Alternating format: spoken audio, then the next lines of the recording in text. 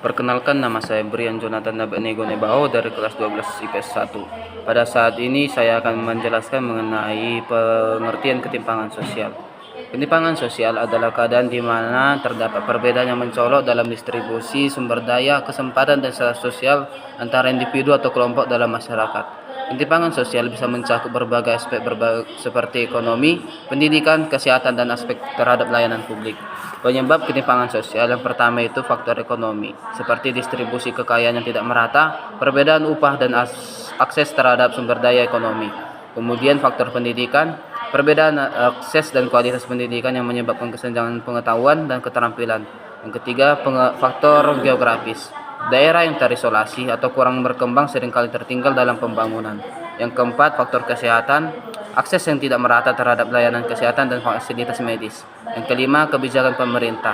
Kebijakan tidak merata atau diskriminatif dapat memperburuk ketimpangan sosial. Yang kemudian ada dampak ketimpangan sosial. Yang pertama itu kenakalan remaja dan kriminalitas. Ketimpangan sosial dapat menyebabkan meningkatnya angka kenakalan remaja dan kriminalitas akibat keterbatasan ekonomi dan pendidikan. Yang kedua ada pencemaran lingkungan.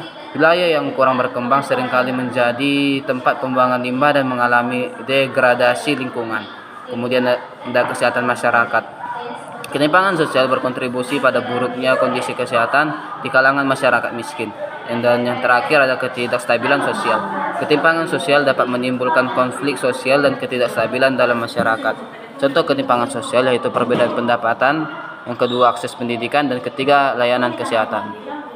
Dari yang pertama itu perbedaan pendapatan.